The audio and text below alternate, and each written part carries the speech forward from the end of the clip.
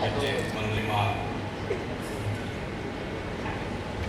പ്രധാനമന്ത്രി അടക്കമുള്ള ഡെലിഗേഷൻ ഫലപ്രദമായ അതിൻ്റെ ഒരു സബ്സ്റ്റിറ്റ്യൂട്ട് ഇന്നോവേഷൻസിനാണ്.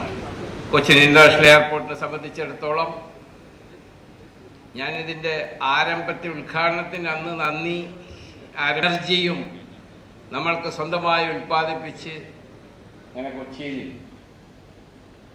കേരളത്തിൽ കൊച്ചിൻ ഇൻവിറ്റേഷൻ്റെ ഒരു കോപ്പി കൂടി അദ്ദേഹത്തിന് കാണിച്ചു. അദ്ദേഹം കേരളത്തിൽ ഇത് ഇറങ്ങിയാൽ പിന്നെ സോളാർ എന്ന് പറഞ്ഞാൽ തന്നെ എന്തോ സോളാർ പറഞ്ഞപ്പോൾ ആൾക്കാർക്ക് പ്രയാസമുണ്ട്. ലോകം മുഴുവൻ സോളാറിനെ പറ്റിയാണ് സംസാരിച്ചുകൊണ്ടിരിക്കണമെന്ന് എൻ്റെ സുഹൃത്തുക്കളോട് ഞാൻ അപേക്ഷിക്കുകയാണ്. എന്നിൽ ഇവിടെയുള്ള എല്ലാവർക്കും സ്വാഗതം ആശംസിക്കുക എന്നതാണ്.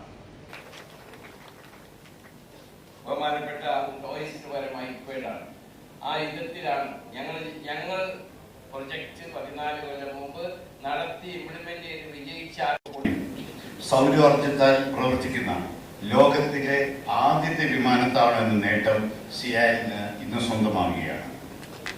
എല്ലാ സംരംഭങ്ങളും ആരംഭിക്കാൻ ഗവൺമെന്റിന്റെ നിയന്ത്രണത്തോടുകൂടി സ്വകാര്യ പങ്കാളിത്തത്തോടുകൂടി ആരംഭിക്കാൻ യാതൊരു വിവാദവും ഇല്ലാതെ വിപുലീകരിക്കാൻ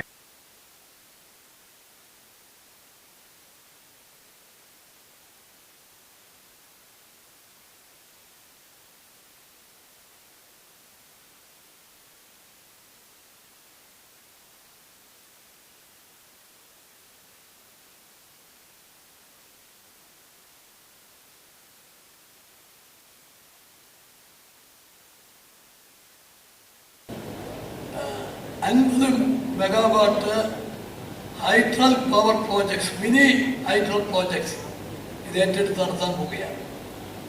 അതിലാദ്യത്തെ പ്രോജക്റ്റ് അരിപ്പാറ 2 മാസത്തിനുള്ളിൽ നിർമ്മാണ പ്രവർത്തനം ആരംഭിക്കും. ബാക്കിയുള്ളതെല്ലാം അതിൻ്റെ വിവിധ സ്റ്റേജുകളിലാണ്. പക്ഷെ എല്ലാ 50 മെഗാവാട്ടിൻ്റെയും നിർമ്മാണ പ്രവർത്തനങ്ങൾ 1 വർഷത്തിനുള്ളിൽ ആരംഭിക്കും. അങ്ങനെ എല്ലാ മേഖലയിലും മാതൃകയായിട്ടുള്ള എയർപോർട്ട് വിജയകരമായി മുമ്പോട്ട് നീങ്ങുകയാണ്.